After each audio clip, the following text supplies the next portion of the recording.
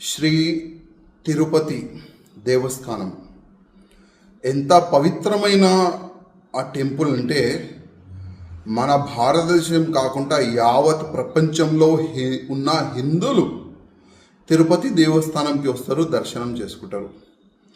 కానీ లడ్డూలో ఈ పందులు కానీ వేరే వేరే జంతువులు మొత్తం నెయ్యి కలిపినారు. ఆ మాట విని చాలామంది బాధపడుతున్నారు. అసలు ఎంత పాపిష్టుడు కూడా ఈ ప్రపంచంలో ఉంటారా అని ఒక చర్చ నడుస్తుంది.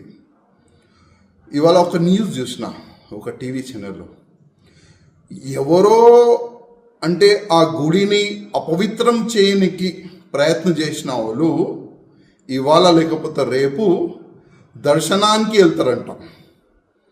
అంటే ఎంత మీరు ఘోర పాపం చేసిన తర్వాత కొద్దిగైనా మీకు సిగ్గు లేదా? మళ్ళా మా తిరుపతి దేవస్థానం మా దేవుడికి దర్శనం చేయడానికి మీరు వెళ్తారా? మా దేవుడి పైన మీకు నమ్మకం లేకపోతే మీరు ఎందుకు ఈ షోపుటప్ రాజకీయం చేస్తున్నారు? ఎందుకు ఈ షోపుటప్గా మీరు దర్శనం చేయడానికి వెళ్తున్నారు? నాకు అర్థమైతే లేదు.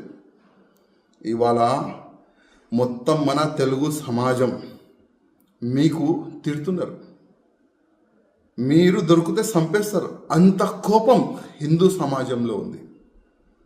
ఇవాళ పవన్ కళ్యాణ్ గారు ఒక మంచి మాట అన్నారు, ఒక చట్టం తీసుకొని రావాలని, ఒక హిందూ బోర్డు తీసుకొని రావాలని వాళ్ళు ఒక మాట పెట్టినారు.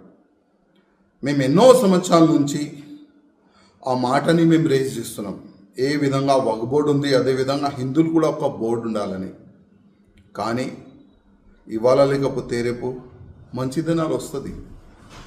కానీ ఇవాళ ఆంధ్రప్రదేశ్ కాకుండా యావత్ భారతదేశంలో ఉన్న హిందువులకి నేను ఒక్క రిక్వెస్ట్ చేస్తున్నా, ఎవరు కూడా మన గుళ్ళు గోపురాలు వాళ్ళకి అపవిత్రం చేయడానికి ప్రయత్నం చేస్తే వాళ్ళకి మనమందరం ఒకటై నచ్చ చెప్పాలి. మన గుళ్ళు గోపురాలకి ఉన్న ల్యాండ్కి ఎవరైనా కబ్జాలు చేయడానికి ప్రయత్నం చేస్తే మనమందరం కలిసిమెలిసి దానికి కాపాడే ప్రయత్నం చేయాలి. ఇవాళ ఆంధ్రప్రదేశ్లో చాలా వరకు గుళ్ళు ఉన్నాయి. ఆ గుళ్ళో వేరే మతమోలు జాబ్లు చేస్తున్నారు.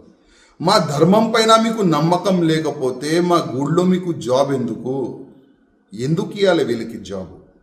ఇవాళ శ్రీశైలం దేవస్థానం కానీ మన తిరుపతి దేవస్థానం కానీ చాలా వరకు గుళ్ళో వేరే మతమోలు జాబ్లు చేస్తున్నారు. నేను ప్రత్యేకంగా చంద్రబాబు నాయుడు గారికి గతంలో కూడా ఒక లేఖ రాసిన, ఇవాళ కూడా నేను మా చంద్రబాబు నాయుడు గారికి రిక్వెస్ట్ చేస్తున్నా, మీరు దీనికి ఒక టాస్క్ ఫోర్స్ తయారు చేయండి, ఒక యాక్షన్ టీమ్ తయారు చేయండి.